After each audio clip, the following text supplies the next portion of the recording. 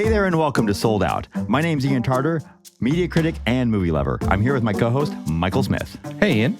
Hey, everybody. I am Michael Smith. I am a film critic. I've been doing that for about 15 years, studied film in college, and have written for outlets like Examiner, MoviePass, and Flicksided, and now very happy to be the co-host of Sold Out. Well, it's good to have you here too, because this is the podcast where Michael and I travel through time and try to catch the biggest movie events of the last 50 years. There's no reserving seats in advance. There's no picking out tickets in advance. There's only the old-fashioned thrill of showing up at the box office, sliding a couple crumpled dollars underneath the glass, and hoping to see the next big thing, only to find out that it's sold out. But we're out at the movies, and so we see something else instead. So, Michael, what's showing this weekend? All right, for the very first episode of Sold Out, we are traveling to 1975. It is a balmy summer, and we are going to see really the movie that started it all, the first ever summer blockbuster, the movie that did for the ocean what Psycho did for the shower, Steven Spielberg's Jaws. But what do you know? It's sold out. That's pretty anticlimactic, but I guess it is the title of the show. I hope no one downloaded this episode to specifically see Jaws, though, because that would be a huge disappointment. I mean, not as disappointed as I was when I got to the box office after traveling 50 years in a time machine. How long did it take? I don't know. It's, all relative space-time continuum things. Well, let me ask you this. We're here. We love the movies. What else is playing? All right. So, summer of 75. There's a few things to choose from. We've got Woody Allen has Love and Death out, Robert Altman's Nashville, Norman Jewison's Rollerball, The Drowning Pool with Paul Newman. Always love Paul Newman. Race with the Devil with Peter Fonda. Those are all competing with Jaws. Of all of those, I think the only one I've seen is Love and Death, Woody Allen. I was a pretty big Woody Allen fan, and it's tough, but I remember liking Love and Death. I remember my mother really liking Love and Death and telling me all about it and why I should watch it. I remember it being a funny movie, but I haven't seen any of these other ones. Rollerball's always sort of been on my list, though. Yeah, Rollerball is one that I am familiar with its existence. Not so familiar with much else about it. It got remade. Didn't see that either. Yeah, that one got remade by John McTiernan, right? Isn't that connected to why he went to jail? I believe so. Don't know all the details of the story, but I believe there was a conflict with his producers. There was illegal wiretapping involved. You've got most of the details. And there was some also lying to the FBI. Don't forget that. Well, when questioned by the FBI, what are you supposed to do, Ian? Especially when questioned about wiretapping your co-producer's phone over a film that I think has an 11% on Rotten Tomatoes. Is it that high? I think it's that high. Oh, boy. Yeah. What do you think? I mean, we've got some options. I've never seen Nashville. Always wanted to. Love Robert Altman. Is that a musical? I don't know. Why do I feel like it's a musical? Am I mixing it up with Oklahoma? I'm mixing it up with Oklahoma. I think those two movies probably have nothing in common. That's fine. I mean, they're both named for locations. You've got that going. Yeah. I don't think I've ever seen Oklahoma either. Is that playing? Not that I'm aware of. Okay, that's probably for the best. I love a good dystopian future movie that took place in the past for us. 2018, right? Yeah, it's always fun when we pass the future of a movie. Sometimes we're doing better. Sometimes not so much. Sometimes we're doing the same. Yeah, sometimes we're doing the same. Yeah. All right. So is it Rollerball? Are we're watching Rollerball? I think so. I love me some James Caan. Jewison is a little hit or miss for me, but why not? Let's give it a roll. All right. I will grab the tickets. All right. Well, I'll grab the popcorn. Let's go to the movies. Let's do it. Ladies and gentlemen, our corporate anthem. Good evening, everyone, and welcome to Houston, the Energy City. No, they're executives who want you out. Come on up, Tough. Always a big honker. Why argue when you can quit? Sure my gear gets to the track in Tokyo. I'm gonna travel with the team this trip. Oh, he's technically dead. Yes.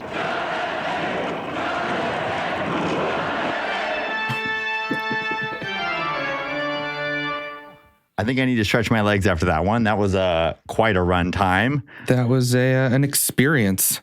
Let's take a quick break, and then Michael, you and I will talk rollerball when we get back. Sound good? Sounds great. All right, we'll be right back with Sold Out. All right, welcome back to Sold Out. Michael, we just saw Rollerball. Cannot wait to talk to you about it. Oh, we have things to say. I know you do. But before we do, why don't you give us a quick summary? Break it down. What's Rollerball about? So Rollerball takes place in a dystopian near future. I think we established that it is part of our more recent past, in which governments are replaced by monopolistic corporations who use their power and resources to demand societal subservience and lots of ugly, brutalist architecture. One propagandistic tool used to control the masses is a sport called Rollerball, which is like a violent twist on roller derby with a metal ball and a goal and rules that are oddly similar to Quidditch and for some reason has motorcycles. When star player Jonathan E., his star rises a little too high for the comfort of these corporations. They pressure him to retire. He refuses to do so, which prompts some ever-escalating rule changes that are designed to make the game so extreme that they will either push Jonathan out or maybe even kill him. So it's always fun to travel back in time to see a movie that's taking place in the future, but still our past, and find that it missed the mark entirely. Like kind of a lot. Yeah. I think that people who dislike corporations probably can watch this movie and find a little bit of prescience in it, in that we're sort of run by corporations today, that they're bigger than nations. But I think for the most part, this movie, it doesn't quite hold up the way I hoped that it would. I'm trying to think of where to start. Okay. You mentioned the corporations, right? So this takes place in a corporatocracy. I believe it is established that it's sort of globalist, that there are no nations, instead regions are maybe represented by these different corporations. I don't really understand how this concept would work. I just don't get, like, functionally, it doesn't make any sense to me, right? We have Houston, the team that our protagonist plays for, is run by the Energy Corporation. Yes. And there's an energy corporation, there's a luxury corporation, there's a communications corporation, but none of these really sound like corporations. Corporations wouldn't name themselves these things. These just sound like communist, bureaucracies, like sectors. That's what's weird, right? Is these are industry monopolies. They call them corporations. One of the more interesting scenes in the movie is actually the opening scene. It's the beginning of a rollerball event. Mm-hmm. And they say, everyone rise for the corporate anthem. And we're led to understand, like, okay, this is a place where, maybe capitalism has gone wrong. Corporations have gotten so big that they control everything. They've replaced governments. And weirdly, that leads us to communism. Well, and this is also where the movie, I think for me, misses a lot of texture that I expect from sci-fi dystopian films. Mm-hmm. So you said they rise for the corporate anthem. There are no lyrics and there's no flag. They all look at a direction as though there's a flag in the movie, but they're not looking at anything. And so I don't really know what the anthem is for, what the purpose is. Like, we understand that there's a song that worships the corporatocracy. Which corporation? Is it all of the corporations? Is it the Hive? That's the thing, is it's just unclear. It feels in a lot of ways like they didn't really fully think through how to make this world feel a little bit more real, a little bit more scary, and a little bit more comfortable, because that's the thesis of the movie is don't trade your freedom for your comfort. That's this contradiction that makes the whole world building sort of fall apart, right? Is in my summary, I mentioned like the brutalist design, like all the buildings are just like ugly and plain and they lack that texture. I don't know where this comfort comes from, right? They've created maybe a false scarcity of essential products. I don't know how the economy works. It's implied that the rollerball players have certain privileges and privilege. I think they even say like a privilege card that gets them things that aren't available to everyone. It's not really explained well. Well, we also don't see how the other side lives.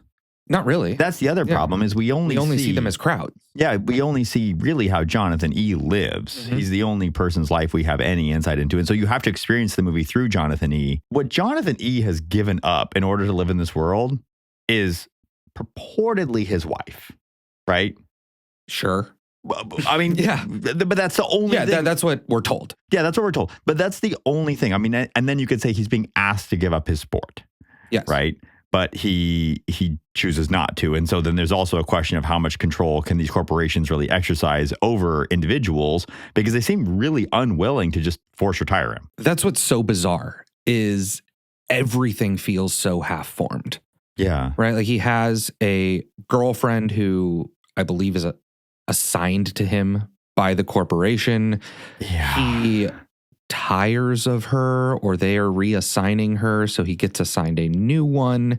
He's upset about a wife who got reassigned to be married to like a corporate executive.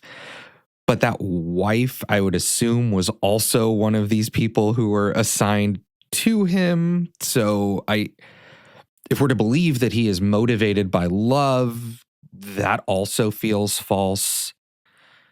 Well, so, I mean, and this is the thing that this movie does that I always get a little bit bothered by movies that are trying to be critical of a society. Through, showing these dystopian, futuristic worlds and showing how women get treated. But then so there's a couple places. How does this film treat women? I mean, they're not really in it. No, they're not really in it. And the few that are entirely disposable, right? And they're receptionists, they're rent-a-girlfriends. And they're all perfectly happy with this world. They all are fully complicit in the corporatocracy. Yeah. And so the film doesn't give women much of a voice in it either, right? And then there's a sort of problem of the film's obviously being critical of hyper-violent sports. Like we can see that it's used as a distraction for the masses, right? They all go and they see it. So rather than fighting each other or fighting the corporations, they watch rollerballers fight each other. But the film resulted in a lot of people getting hurt making rollerball. So you have a bunch of people doing that. We spend a solid 30% of the film watching the sport be played. Yeah. And then the sort of like fun fact about the movie is that when it did come out in 1975, Europe received it as sort of a dystopian intellectual film in which it was intended. We'll say whether it succeeded or not, at least in which it was intended. But you know how the United States received it? Like rah-rah fun times. They fucking wanted to play rollerball. Yeah. Like we saw it and we're like, we would like to play this sport. Where are the rings? Can I get a football helmet and some leather pants and pick up how heavy do you think that ball is? I mean, it looks heavy. I am no physicist, but the weight of that ball rolling 120 miles an hour towards somebody on roller skates, I don't think that maths. Yeah, the way in which the players interact with the ball in comparison to the physiology of the ball, yeah, it does not work. There's just no way. Although I do like how much it's like pinball. Yeah, it's like pinball / basketball / football / roller derby / motocross. Motocross, yeah. Yeah. So all these people get hurt. And so the film does exactly the opposite of, I think, what Norm Jewison wanted it to do, at least in the United States. And then, they spent a lot of time trying to build the sport that it feels like they didn't build the movie. Right. But did they even build the sport? Because I still don't know what the fucking rules are. The rules are put the ball in the hole. Except sometimes something happens with the ball and then it needs to be fired again. And also there are motorcycles. And timers and lights. Timers and lights with numbers. Each number has 4 white lights and 1 red light. And you hit people. I think the numbers represent the players. Do they? I think so. I was really trying to make sense of the numbers because at the end, remember, they're not allowed to do substitutes in the very final game against New York. And each time a player gets taken out of the game, all their lights go out on that number. And so that was my assumption. Yeah. So final game, there's no substitutes, no penalties, and then no time limit, except the game starts and we immediately cut to a shot of a timer counting down. From 20 minutes, no less. Yeah, Is this a 20-minute game? So for a movie about a dystopian world where a sport is used to control society, it's like a stupider version of the Hunger Games. They don't flesh out the world. I'm very confused by the sport. And the plot, I mean, thin, I don't think is a strong enough word. It's based on a 7-page short story that had run that Norm Jewison had read and reached out to the author and said, I'd like to make this into a film. And then the author said, well, I'd like to help you write the screenplay. The author had never written a screenplay before, and so they worked on it together. But you have to experience this world through Jonathan E., as we said. He's really the only character. I mean, we know a couple names of characters. There's Bartholomew, which is the executive from the energy company corporation that's trying to push him out. Yeah. There's Daphne, which is one of his many rent-a-girlfriends that he has. There's Cletus. And Moon Pie. Well, and so Moon Pie, is that we don't know his name, though. We know his nickname. Yeah. And let's just call him what he is. He is the goose of this movie, right? I mean, yeah, I guess. I mean, is he not? I mean, yeah, he's like the secondary player, teammate guy. At what point did you know he was going to die? Like probably the first time they changed the rules to make the game more brutal. Like as soon as they announced that they changed the rules, yeah. You 100% knew that Moon Pie was going to eat shit. Yeah, because of course, because you have to experience this entire film through Jonathan E.'s lens, and because he is a very shallow character. Like his problem with the world really is he wants to know how decisions get made, but to what end, right? And he wants his wife back. And again, I would say, to what end? Yeah, and I think that again is another thing that made it hard for me to really engage. Is he's a boring protagonist. He isn't very fleshed out. He doesn't really interplay with the dystopia in that we said that the argument is that you trade freedom for comfort. He is supposedly one of the most comfortable, but he's unhappy. I mean, he has his own ranch. He has his own helicopter. He looks phenomenally comfortable. But he just floats through very dissatisfied, and I think we're meant to believe that he's angsty, but there's never really enough emotion for me to even feel that. And you wind up with a character that you don't really empathize with entirely. And because you don't empathize with him, the mystery that he's trying to solve or whatever it is that he's trying to accomplish just doesn't feel that important. Yeah. And there's a sort of side plot around like libraries and text. Yeah, he's not a very compelling hero. No. Because we don't really know what he's fighting for, who he's fighting against. We're told that there's kind of this oppression happening, but we don't necessarily see much of it. There are little hints. And you said like there's a weird subplot about libraries. Yeah, and it's unclear why. Like the information that he wants to have, which is how are decisions made and where did my wife go, none of those are really answered by going to the library. One would expect. And maybe it's just because, the people of this world, their interaction with information is so low that they don't know where else to start. And that's the last thing that's known. We're being pretty down on this movie right now. I think we're not off to a great start with our great movie loving podcast. I know. Let's do this. Let's go to a scene that I actually really did enjoy. Speaking of libraries, because the scene where they go and the computer, the world's computer, and interact with this water computer, it's a little derivative, but I thought it was really entertaining. And so let's check that one out. But we lost those computers with all of the 13th century in them. Not much in the century, just Dante. Just Dante. Corrupt popes, but it's so distracting and annoying. You've unlimited restrictions here, of course, but you have to come so many times. It all takes such effort. Do the executives still come here? Oh, they used to, some of them. What about the books? Books, oh no, they're all changed, all transcribed, all information is here. We've Zero, of course. He's the central brain, the world's brain. Fluid mechanics, fluidics. He's liquid, you see. His waters touch all knowledge.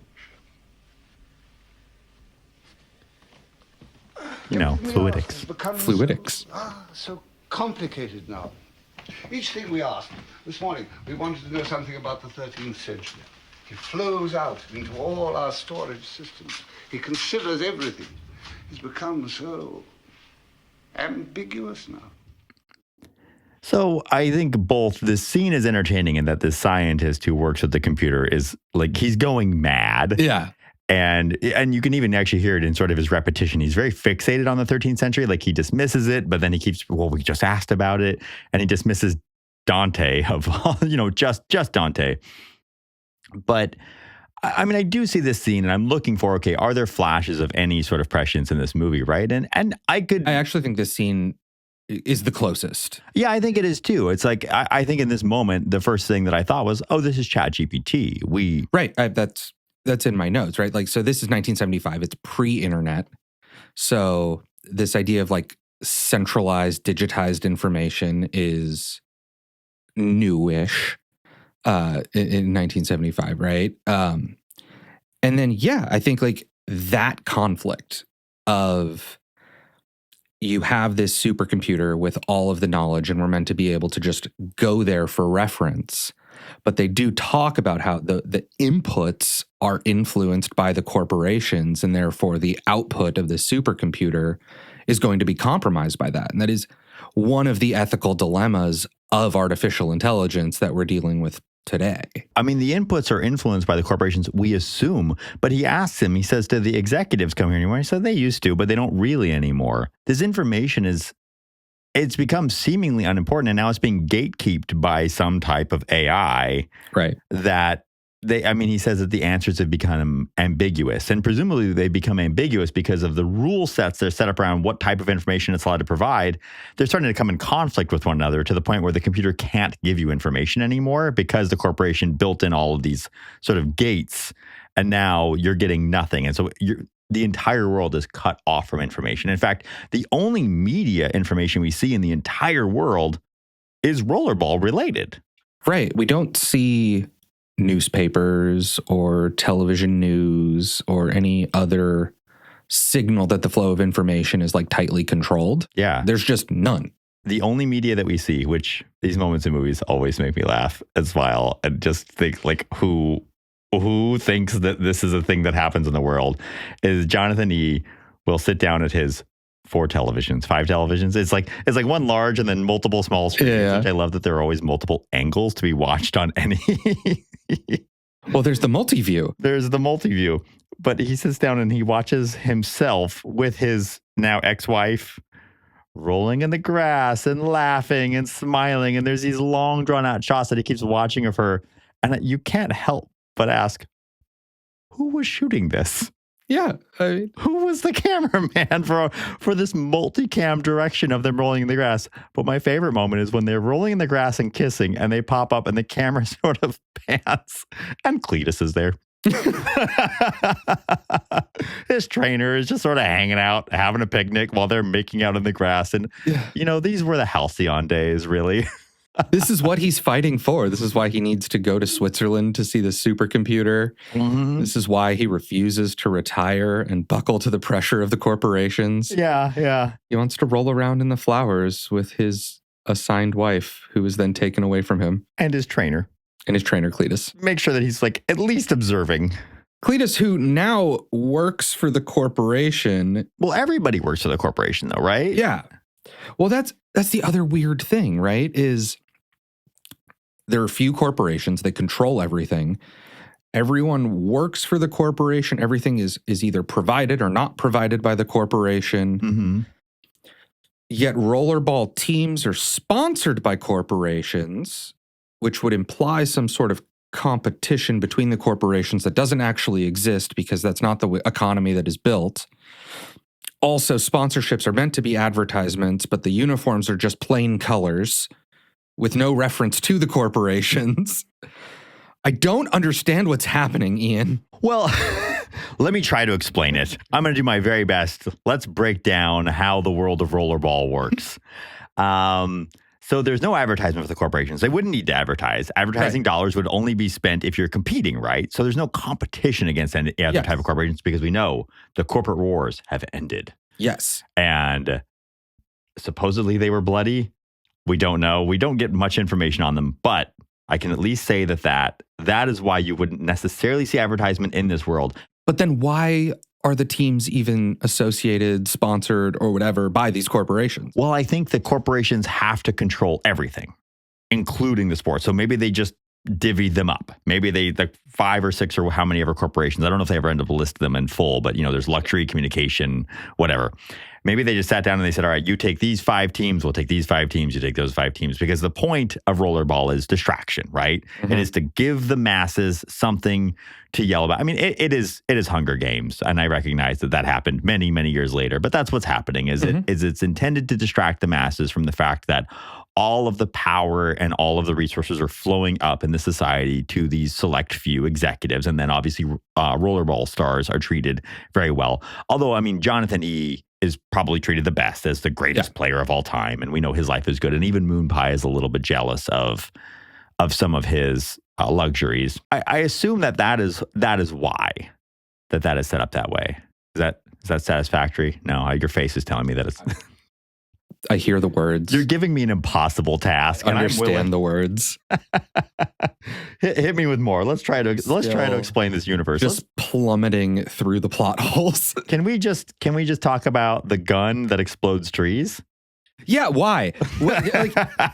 I can't even remember the context of this, except that it kept cutting to people outside at a cocktail party, shooting a gun at trees and them going boom. Okay, so I think I have something for this too.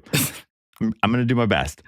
So my sense of all of this is there really are, you get to see a little bit of the tiers of society. They're the executives, right? Yeah, and then they're the capital in the Hunger Games. And then there's the upper tier executives that make all of the decisions. But below them, there seem to be sort of mid-level managers who I would probably call the bourgeoisie. Okay.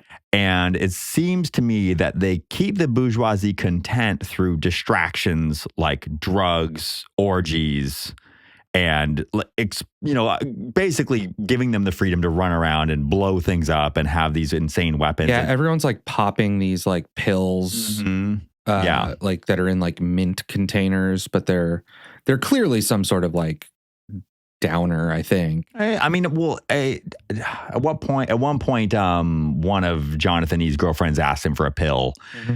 She asked him for a pill. He takes one out of his pocket, hands it to her, and he tells her, she asks him what it is. And he says, oh, that one's an aphrodisiac. Which I also think is funny that he's given her an aphrodisiac while they're sitting there talking to the director about his scene. That's kind of fucked up and sadistic, actually. And also, she's like, can I have a pill? Here you go. What's this one? There are many, and they probably all seem to do different things. But yeah, let's go to that director scene, because I think that's actually another really interesting scene in the movie where there's a disembodied voice talking to Jonathan E. about his upcoming retirement announcement. I'm a stat freak myself. Isn't that perverse? Got anything I can take? Just take one. Statistics, sir? Yes, the greatest number of points scored in a single game, 18. The highest velocity of a ball when actually fielded by a skater, 120 miles per hour. No. Most deaths. Please. Don't do that. Oh. Most deaths, 9. Rome versus Pittsburgh, December last year. The greatest number of players and substitutes put out of action by a single player in a single game, 13. A world record, courtesy of your dear self. There have been studies, of stat freaks in rollerball. Well, some go to the track, but they never take their eyes off the big board. What's this? As for myself, I've always wondered if a rollerball player sees himself as a class apart. So I think it's a fun scene in that it feels a little bit self-referential for Norm Jewison, because this is the director of this show, and he's this disembodied voice that is not really even responding to anything that Jonathan E. is saying. He's asking him questions and doing things, and all he's doing is telling him not to touch things. But when he asks him what something is, he just keeps talking about statistics. Mm-hmm. And he's only interested in the very technical aspects of this game, to the point that he's able to divorce it from life. In fact, he sort of relishes in the fact that the most deaths happened in a game last year between Rome and Pittsburgh. There were 9 people who died in a game, and that should be appalling. but it's a number to Well, him. it's obviously not an aberration, right? It's normal. Yeah, like it sounds like 7 or 8 probably regularly die, and then maybe your average is 3 to 4 players dying a game. But then to take it even further, so we talked about how Rollerball is the center of this universe. It is all media is focused on it. Mm-hmm. There are studies of stat freaks. So not only do the stat freaks study the game, but then there are people who study the stat freaks who study the game, and that this is like this center of all culture. And you mentioned this brutalist society, and we see all this brutalist architecture. Well, I think it's all designed to just focus everybody's attention towards drugs, violence, and sexual intercourse. Like that seems to be the intent of the society. And these are the little moments where I'm like, okay, this movie is actually working on a certain level, and that the world feels designed. I have one more impossible question to answer. Only one? This is a world that is centered on drugs, violence, and sex. Uh-huh. Why is it so fucking boring? I think we both agree that this movie should be more fun. It's too self-serious. That's actually the movie's problem. My complaint, right? Is that everything we've said up until now could be forgiven if this movie was just kind of wacky. Yeah, if this movie had not taken itself so seriously and it was just bigger and campier louder, and really, I think the opening scene, the movie had me. I was interested. We do the corporate anthem. The game starts. We know that they want Jonathan to retire. I mean, let's just talk about that because we haven't even gotten to it. Yeah. Why do they want Jonathan to retire? Like, what is your interpretation of that? I assume it's the same as mine, but why do they need Jonathan to retire? I mean, mine is essentially that he is becoming too popular. So maybe he's bigger than the game. So he's taking focus for himself. Mm-hmm. And he is beginning to ask questions and maybe resent the control. And so if you have a society sympathizing with a person who is starting to resent the system, perhaps society will then shift to resent that system. But I think I'm doing a lot of work for the movie as I say that. Well, I think you're doing a lot of work for the movie. I think you're doing a lot of work for the executives, because that was my interpretation, is Jonathan has become bigger than the game. Yeah. The game is designed to distract society. And Jonathan now potentially wields enough power and influence because of his popularity in the game that he could potentially cause an uprising, turn people against the executives, do whatever, right? But if the executives had half a brain between the 7 of them, they'd realize that he doesn't have enough intelligence, enough passion, enough anything to ever actually turn anybody against them. Like, he's not a true threat. He's no Katniss Everdeen because he doesn't really care that much. That brings me to the final scene where I struggled to understand what that final scene was trying to tell us. So, final scene, the corporations are trying to get him out. They've eliminated most of the rules. They're playing this game with no penalties. It's just a free-for-all. Everybody is basically dead or just, taken out to the point where they're not functioning anymore. Only Jonathan remains on his Houston team. There are 2 players left on the New York team. One of whom who skates through fire. And a motorcyclist. Just to get his ass beat. Right? And this is the culmination, trying to get rid of Jonathan. Jonathan ends up killing one player right in front of the executive suite, right? Like up against the glass, kills that player. That is the implication of that scene, is that he kills him, right? Right. Yeah, that's how I interpret it, right? And then he grabs the ball, this heavy ball that travels at 120 miles per hour. Actually, up to 300 miles per hour, according to the short story. It comes out at 300. And he raises it as though he's going to like smash in the skull of the cyclist who has like fallen, is on the ground, is beat up, and then doesn't.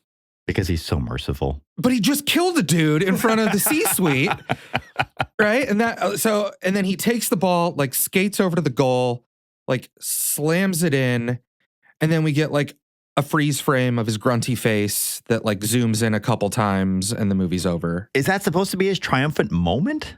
It's presented as such, right? Like, Yeah. like in other movies, that would be the triumphant moment for the hero where he's like sticking it to the man somehow.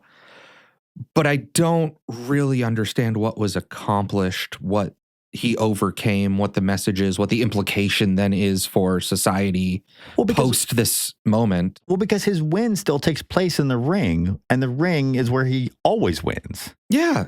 And so there's never a sense that there is another player out there that threatens his ability at the game. And I think that's the other thing that the movie is missing is if there was some type of Drago Rocky IV situation in which like maybe there was a player on the New York team that was, almost as good as he was, right?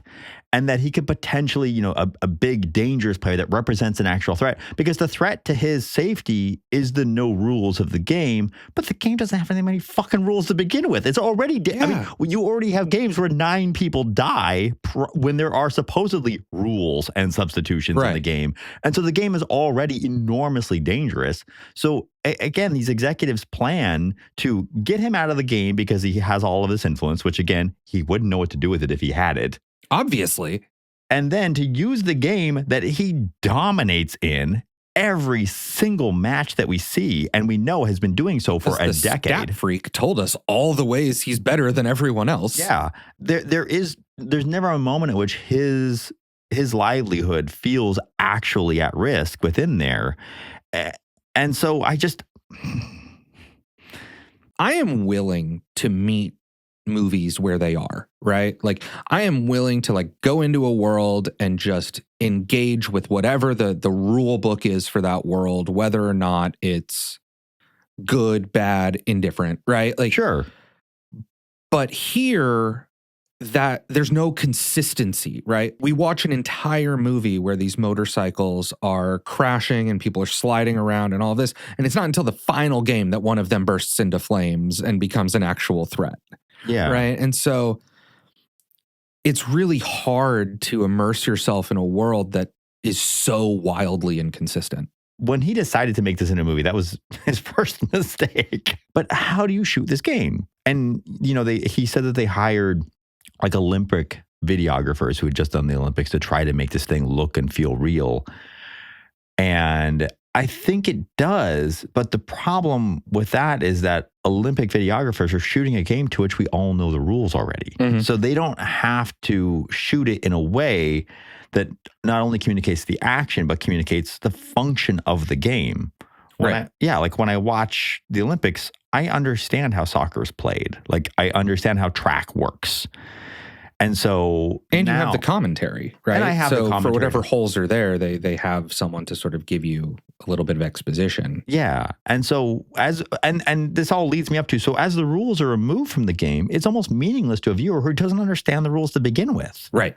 And it's designed to make you think that the game's somehow more dangerous, but they've already established that the game is insanely dangerous. And so it being more dangerous, I mean, when a game is that dangerous already, it being more dangerous is... We have no frame of reference for where the stakes were and where the stakes are going. That's exactly right. Yeah. And so it pulls all the tension out of the movie. Mm-hmm. And that's where the movie just leaves me feeling a little unmoored. And that's what's so disappointing is that you described this movie, right? When we decided that this was the one we were going to watch. Yeah. It's like...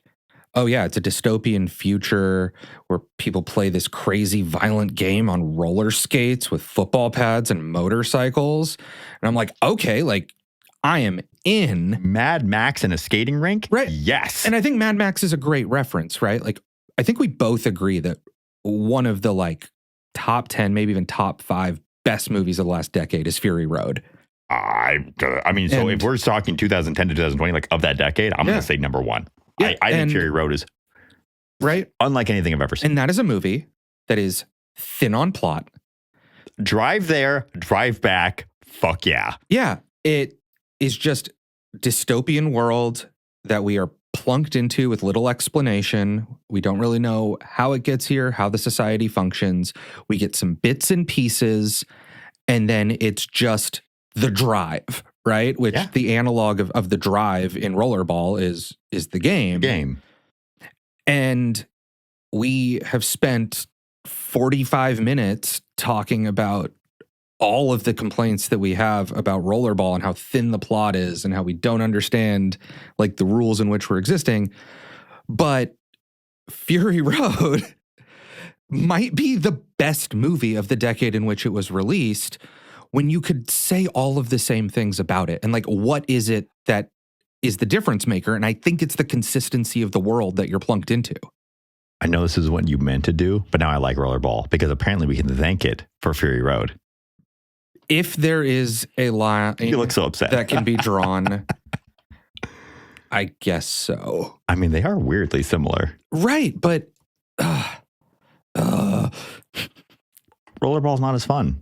No. And it has difficulty heightening And I tension think- as you move through. Whereas Fury Road, what Fury Road does so well is that I don't understand the rules of that universe. I barely know any of the characters' names because I can't fucking pronounce them through those thick Australian accents. I don't even know what they're saying.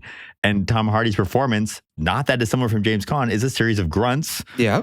And yet what Fury Road accomplishes that Rollerball doesn't is that every single sequence in that film heightens. We always are feeling the danger, the tension, the nearness to death, or the distance from the goal that they're trying to accomplish. And Jonathan E's goal he's trying to accomplish is so nebulous.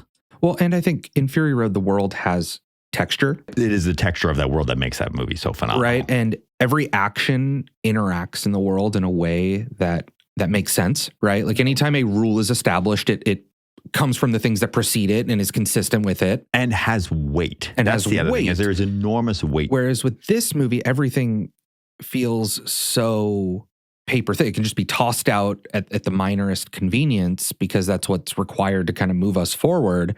Whereas in a better movie like Fury Road, it's okay that they don't explain how the world works because you actually believe that this is a world that is functioning with a set of rules.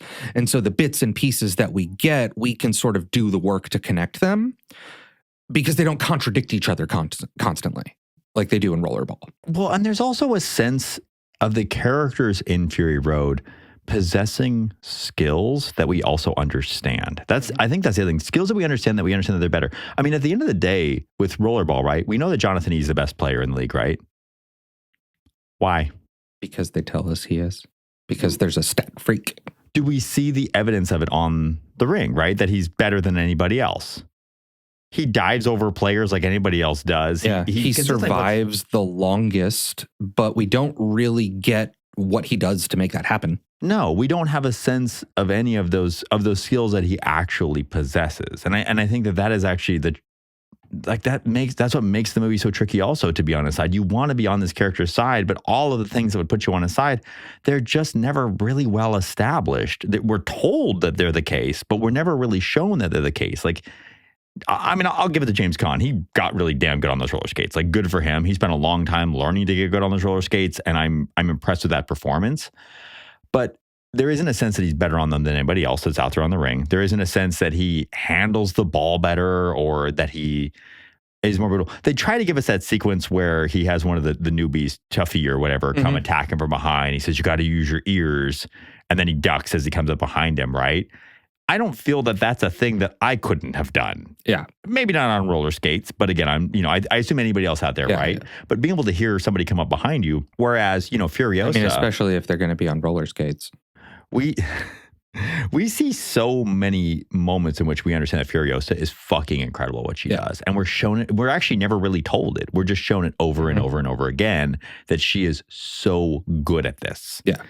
And it's another place in which Rollerball. It's weird how similar they are. It is. While I didn't leaving really think me about it. with just complete opposite impressions in the end. I think that what we need to do, we came all the way to 1975. We did.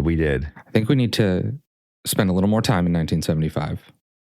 We didn't get to see Jaws. I mean, we're seeing Jaws. I didn't come all the way back here to not see Jaws. And so I think, we got to check Rollerball off the list. I love checking a movie off the list. Maybe we'll have better luck at the box office next week. Well, let's MVP this thing then. Okay. So I think, the MVPs of Sold Out are always the players on the film that we feel made the film work more than maybe anybody else who was working on the movie, or the team that was greater than the sum of its parts. Mm-hmm.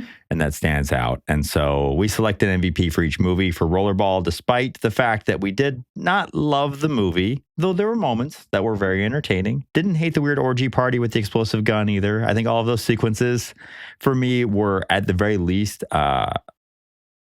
they were visually really interesting. I just can't wait to cut, didn't hate the weird orgy party with the explosive gun. That's going to be the social media. That'll be the clip. Who was your MVP for this movie? What team do you think really brought it? I mean, I think we're going to have the same one, which is the stunt coordination team. Yeah. Right. I mean, the most visually interesting parts of the movie are the rollerball sequences, even if they don't make any sense. Mm-hmm. There are still some set pieces there that work.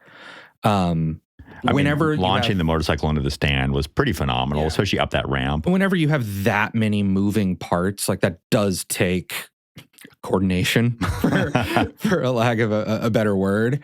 And so, there is craft there. They had to do something competently, obviously, to pull that off. They were bruised, battered. I was going to say, they were probably tired. I mean, they got fucked up making this movie. They really did. That entire stunt team got incredibly messed up. They had to have actors in there with the stunt team. And, Big Tuffy, he actually was one of the stunt guys.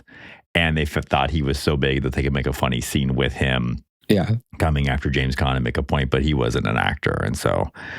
but I agree. I think the stunt coordination team made this movie. But I will say, it's nice to see a great stunt movie right now, especially now knowing that we're going to have a stunt Oscar coming up very soon. Because there is now a stunt Oscar to go for, we'll start seeing movies sort of doing more practical stunts. The Mission Impossible movies are a great example. Cannot wait for the new one. Of movies that just create these really elaborate stunts that just take tons of they coordinate with governments to make some of these stunts happen in these Mission Impossible movies, whereas other movies will just make things happen in CG.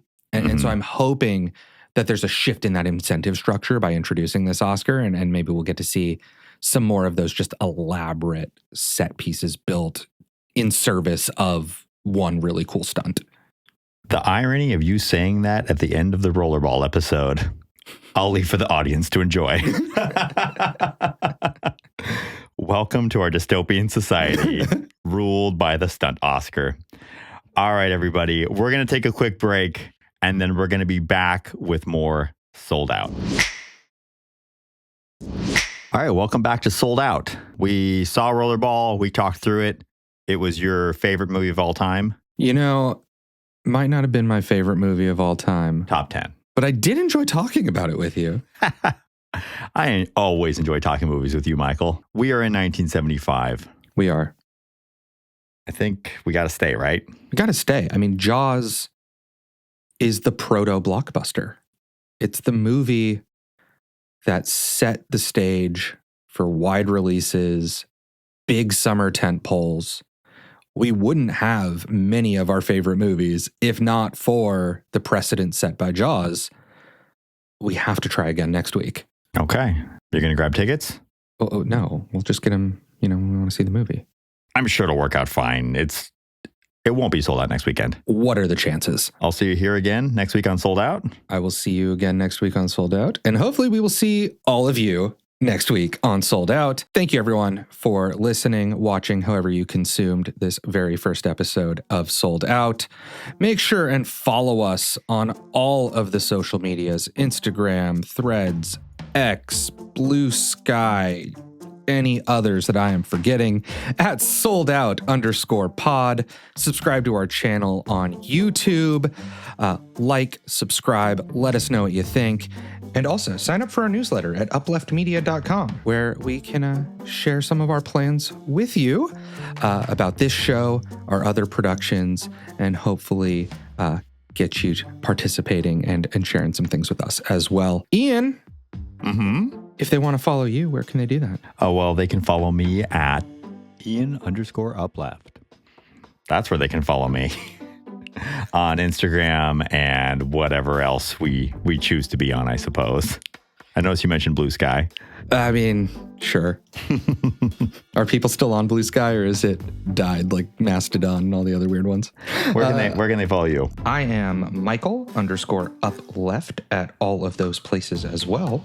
It's been a pleasure. We'll see you next week on Sold Out. Sold Out is an Upleft Media production. Hosted, written, and produced by Ian Tarter and Michael Smith.